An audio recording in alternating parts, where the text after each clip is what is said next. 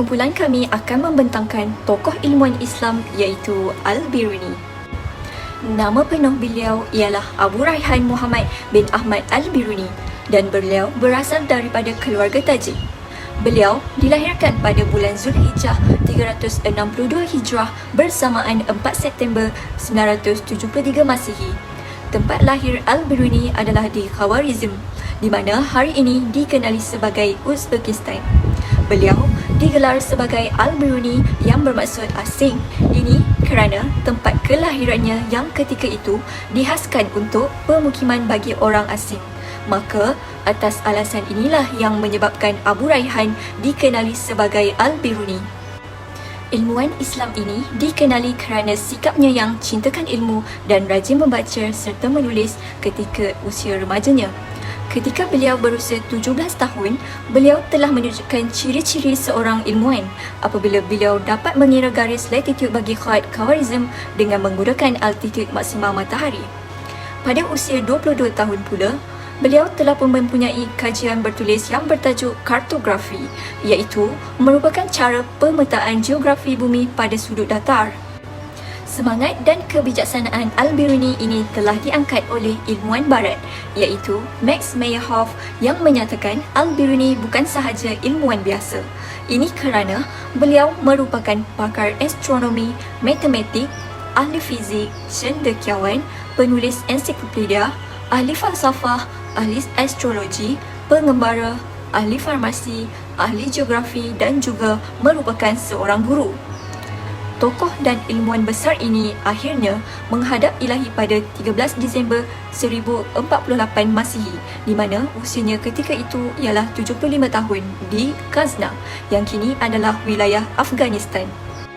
Okey, seterusnya kita pergi kepada latar belakang pendidikan Al-Biruni. Seperti kita tahu, Abu Raihan Muhammad bin Ahmad Al-Biruni atau dikenali sebagai Al-Biruni merupakan falsafah yang sangat hebat dan ilmuwan.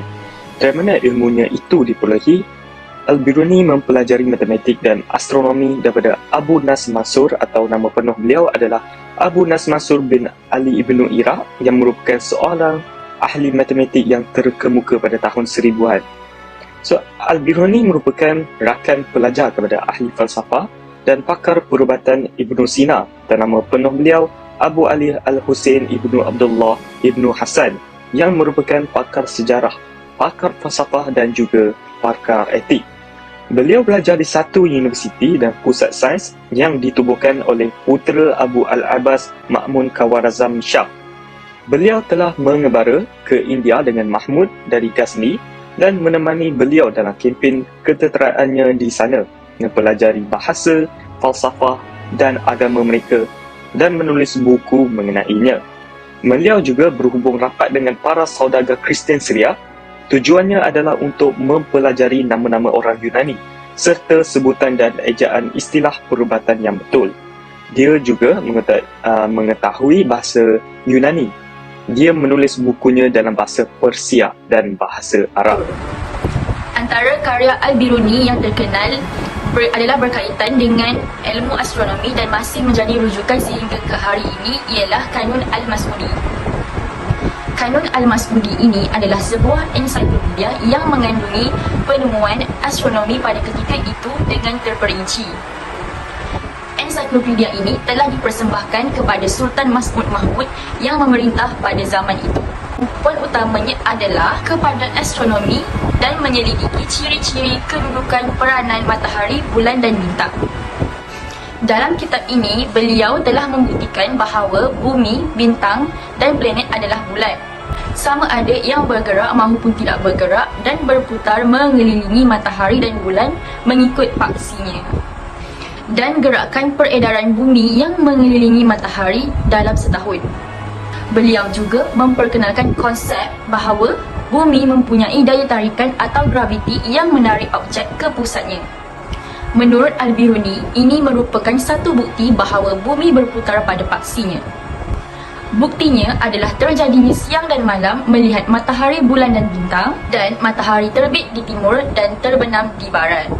Kita tidak akan dapat merasakan putaran ini kerana kesan graviti yang mengekalkan kita di permukaan bumi menguasai kesan putaran bumi. Al-Biruni juga menyatakan bahawa matahari ialah satu objek langit yang menghasilkan cahayanya sendiri, dan bulan pula adalah objek yang tidak menghasilkan cahaya tetapi menerima cahaya kesan daripada pantulan cahaya matahari. Cahaya-cahaya itu kemudiannya akan menerangi kawasan bumi siang dan malam. Proses-proses penerimaan dan pemantulan cahaya ini berlaku apabila bulan mengelilingi bumi dan bumi mengelilingi matahari. Namun, apabila ketiga-tiga objek ini terkumpul dalam satu garisan yang lurus, maka berlakulah kejadian gerhana matahari dan gerhana bulan. Kejadian fajar dan senja merupakan kejadian alam yang menarik bagi para ilmuwan termasuk Al-Biruni. Beliau telah menjelaskan dalam kitabnya secara terperinci mengenai hal tersebut. Cahaya matahari dapat menembusi seluruh ruang udara yang terletak di ruang atmosfera bumi. Yang tidak dapat dicapai oleh cahaya matahari hanyalah ruang berbentuk koin yang terhampar ke belakang bumi tetapi masih terletak di sekitar bumi. Cahaya matahari melintas menembusi debu-debu yang terlepas dari bumi dan debu ini akan terlihat jelas apabila dilihat dalam kegelapan. Yang menarik dari konsep Al-Biruni ini ialah proses terjadinya fajar, iaitu adanya sinar yang menembusi lapisan-lapisan debu yang terletak di atmosfera. Hal ini sesuai dengan pengetahuan astronomi moden yang menyatakan bahawa terjadinya sinar fajar dan senja adalah sinar matahari yang diselerakan oleh partikel-partikel di atmosfera. Okey, untuk bahagian yang seterusnya ialah kemahiran dan kepakaran Al-Biruni. Kemahiran dan kepakaran Al-Biruni dalam bidang ilmu astronomi merupakan salah satu aspek yang paling terkenal dari karyanya. Beliau mempelajari gerakan planet, bintang dan objek langit lainnya, serta mengembangkan pemikiran baru dalam pengukuran lintang dan bujur bumi. Al-Biruni juga mengembangkan kaedah trigonometri untuk menghitung jejari bumi dan ketepatan yang tinggi. Yang pertama ialah dalam bidang matematik. Al-Biruni memiliki kepakaran dalam geometri, algebra dan trigonometri. Beliau menyumbang jasa penting dalam pengembangan geometri dan trigonometri yang merupakan landasan bagi pengukuran dan pemataan astronomi. Karya-karyanya dalam bidang matematik juga membantu memperluaskan pemahaman tentang algebra dan memperkenalkan kaedah baru untuk menghitung punca kuasa 2 dan isi padu. Seterusnya ialah Al-Biruni juga memiliki kemahiran dalam bidang sejarah dan etnografi. Beliau menulis karya monumental seperti kitab Al-Hind yang lebih dikenali sebagai kitab buku India, di mana beliau menggambarkan secara terperinci tentang budaya, agama, bahasa dan masyarakat India pada masa tersebut. Karyanya itu menjadi sumber penting untuk memahami peradaban India dan pada tempoh yang tersebut. Dan yang ketiga ialah tak kurang juga dalam bidang farmasi. Al-Biruni memiliki pengetahuan yang lebih luas tentang sifat-sifat ubat-ubatan dan kaedah perubatan. Beliau menyumbangkan karya dalam farmakologi yang meliputi penjelasan tentang sifat-sifat ubat dan penggunaan dalam perubatan. Karyanya ini secara tidak langsung telah menjadi landasan bagi perkembangan ilmu farmasi. Di samping itu, keahlian Al-Biruni dalam bahasa juga layak disebutkan. Beliau menguasai berbagai jenis bahasa seperti bahasa Arab, Persia, Sanskrit, Yunani dan lain-lain. Kemahiran bahasa yang meluas ini memungkinkan Al-Biruni untuk mempelajari teks-teks kuno dalam bahasa aslinya dan berinteraksi dengan sarjana dari berbagai budaya. Secara keseluruhannya, Al-Biruni dikenal melalui kepakarannya di dalam berbagai bidang ilmu, termasuk astronomi, matematik, sejarah, etnografi, farmasi dan bahasa. Perlibatannya dalam penelitian, penulisan dan pengembangan pengetahuan pada masanya membuatkan beliau menjadi salah satu intelektual terkenal dan terkemuka dalam sejarah dunia. Seterusnya, jasa dan sumbangan beliau dari segi fizik dan matematik. Al-Biruni sejak dulu telah merumuskan graviti sebagai gaya yang menarik segala benda ke arah pusat bumi. Dia adalah ilmuwan pertama yang melakukan eksperimen dalam bidang statik dan dinamik, khususnya dalam menentukan berat spesifik. Melalui eksperimennya, Al-Biruni berhasil menunjukkan perbezaan berat antara air tawar dan juga air laut, serta antara air panas dan juga air sejuk. Al-Biruni juga adalah ilmuwan pertama yang menjari bahawa kecepatan cahaya dapat diukur. Beliau juga adalah yang pertama sekali menyatakan bahawa kecepatan cahaya jauh lebih cepat daripada kecepatan suara. Al-Biruni memberikan sumbangan yang sangat besar dalam disiplin ilmu matematik, terutamanya dalam bidang algebra, geometri, trigonometri, kalkulus dan juga aritmetik.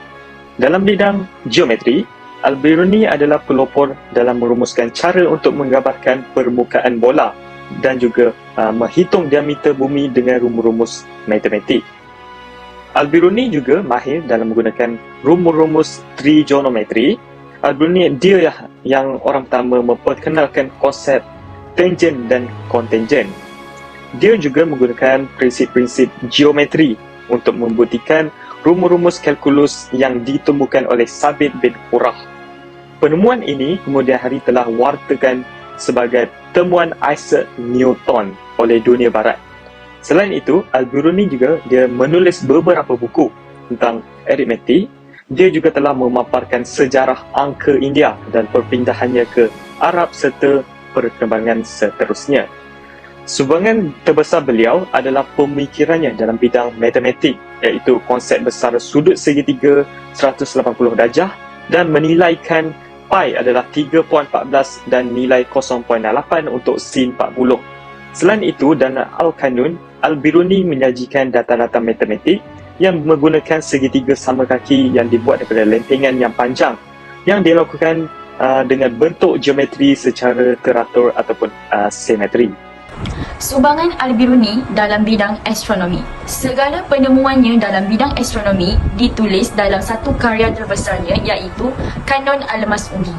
Dalam kitab ini, beliau menyelidiki ciri-ciri kedudukan peranan matahari, bulan dan bintang. Kitab ini juga telah memperkenalkan teknik kira-kira matematik untuk menganalisis kecepatan pergerakan planet, sekaligus menegaskan bahawa jarak bumi dan matahari lebih besar daripada yang dikemukakan oleh Ptolemus. Al-Biruni juga menciptakan satu kaedah matematik yang baru untuk menentukan 4 arah mata angin tanpa mengira keberadaan manusia sama ada di bumi, darat ataupun laut.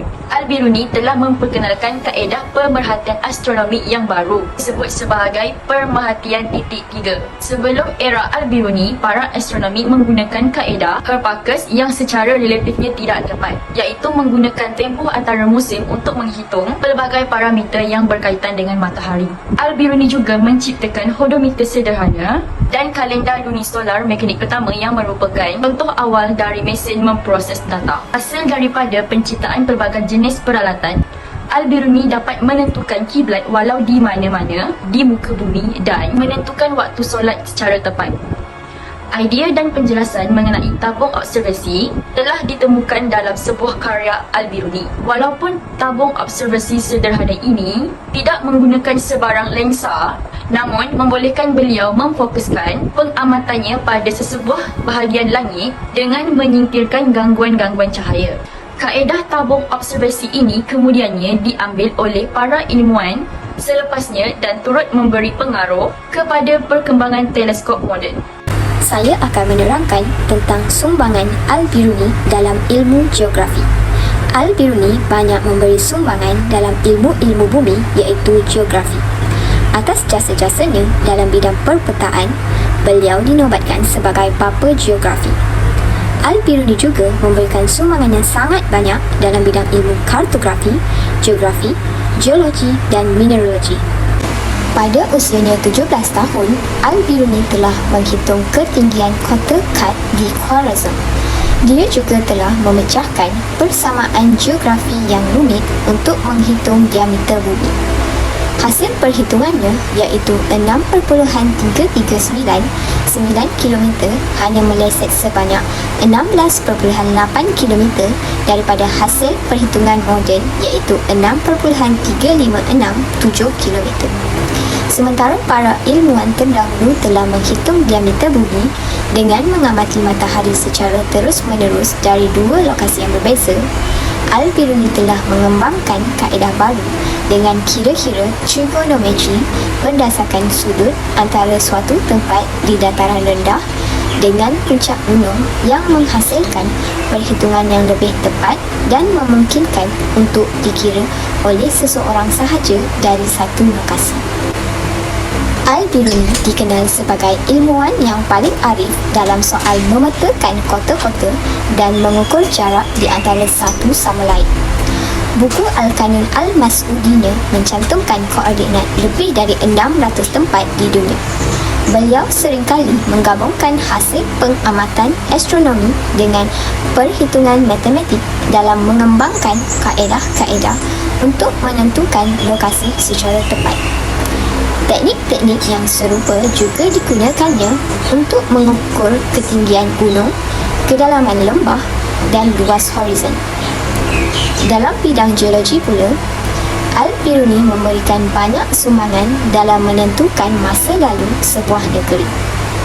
Hanya dengan mengamati batuan di India, beliau berkesimpulan bahawa dataran India dulunya adalah lautan yang kemudiannya menjadi cetek akibat mendakan.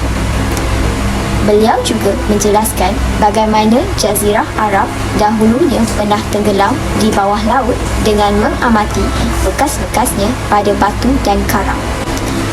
Dalam bidang batu atau mineral pula, Al-Biruni memberi buah fikiran mengenai dasar-dasar ilmiah bagi cara melombong dalam bukunya, iaitu Al-Jama'akhir fi Ma'rifat Al-Jawa'akhir. Buku ini menjelaskan pelbagai jenis logam, tempat asalnya, cara mengeluarkannya dari lombong, campuran dan jenis kotoran yang ada padanya serta manfaat. Al-Biruni telah melakukan ratusan eksperimen untuk menghasilkan pengukuran untuk mendokumentasikannya dengan baik dalam berbagai bahasa. Perhitungan berat mineral oleh Al-Biruni adalah tepat hingga 3 angka desimal dan nyaris sama tepatnya seperti pengukuran moden untuk jenis-jenis mineral yang sama. Seterusnya, sumbangan Al-Biruni dalam bidang kimia, biologi dan farmakologi. Al-Biruni adalah salah satu ahli kimia pertama yang menolak teori transmutasi logam sebagaimana yang dikatakan oleh sebahagian ilmuwan pada masa tersebut. Al-Biruni juga menyusun kitab ensiklopedia farmakologi yang merupakan gabungan dari seni pengubatan Islam dengan seni pengubatan India. Dalam bukunya, Al-Biruni memaparkan penggunaan pelbagai jenis tanaman termasuk pelbagai jenis kulat untuk keperluan pengubatan. Al-Biruni juga adalah ilmuwan yang paling awal dalam memerhatikan fenomena-fenomena menyimpang pada tumbuhan, haiwan dan manusia, termasuk fenomena kembar siam serta fenomena perkahwinan pada beberapa jenis bunga. Pada tahun 1051 Masihi, Al-Biruni menulis sebuah kitab berjudul Kitab As-Saidalah, iaitu The Books of Drugs. Kitab ini adalah salah satu karya ilmuwan Muslim yang paling berharga dalam bidang farmakologi. Dalam buku ini, beliau memberikan penjelasan terperinci tentang kandungan ubat-ubatan dan menggarisi peranan farmasi dan tugas-tugas seorang ahli farmasi. Antara kesan sumbangan beliau dalam aplikasi konsep, teori Al-Biruni tentang penemuan nilai pi dapat diaplikasikan untuk menghitung luas dan ukur di atas sebuah lingkaran, luas dan isipadu bola yang dipelajari dalam bidang matematik dan fizik. Hasil penelitian terhadap radius bumi termasuk pengiraannya tentang nilai pi, maka kita boleh menghitung seberapa luas permukaan bumi yang kita duduk sekarang dan seberapa luas isipadunya. Penemuannya dalam bidang astronomi, kartografi, geografi, geologi, mineralogi dapat diaplikasikan untuk mengetahui bentuk permukaan bumi serta isinya dan mengetahui tentang aturan suria yang dipelajari dalam bidang fizik dan geografi. Al-Biruni mengemukakan bahawa bumi, bulan dan planet berputar mengelilingi matahari. Oleh yang demikian, sehingga saat ini kita dapat mengetahui tentang tarikh Masihi. Bagi umat Islam, astronomi ini sangatlah penting dari segi ibadat dan ibadah supaya kita dapat mengetahui seperti solat, puasa, raya haji dan sebagainya. Seterusnya, saya akan bincangkan tentang legasi yang ditinggalkan oleh Al-Biruni. Karya Al-Biruni tidak diperluaskan atau dipetik oleh ahli akademik selepas pemergiannya. Berabad-abad kemudian, tulisan-tulisannya mengenai India telah menarik minat Raj British dan telah dikaji semula. Pada Jun 2009, Iran memberikan pejabat pertubuhan bangsa-bangsa bersatu di Vienna Pavilion dan ia telah dipasang di Plaza Peringatan Utama Pusat Antarabangsa Vienna. Patung-patungnya memberi penghormatan kepada 4 ulama Iran yang terkenal iaitu Avicenna, Abu Rayhan Biruni, Zakaria Razi dan Omar Khayyam. Ia dikenali sebagai Chola Pavilion.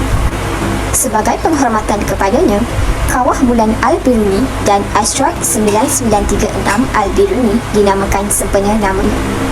Pulau Biruni di Antartika juga dinamakan sempena nama Al-Biruni. Di Iran, jurutera ukur disambut pada hari lahir Al-Biruni. Sebuah filem mengenai kehidupan Al-Biruni, Abu Rayhan Biruni, telah dikeluarkan di Kesatuan Soviet pada tahun 1974. Irfan Khan telah melakonkan watak Al-Biruni dalam drama sejarah Doordarshan 1988, Barat at Koch. Beliau telah dilakonkan oleh Sunet Unzullah dalam siri televisyen Turki Alparslan Buyuk Salkutlum.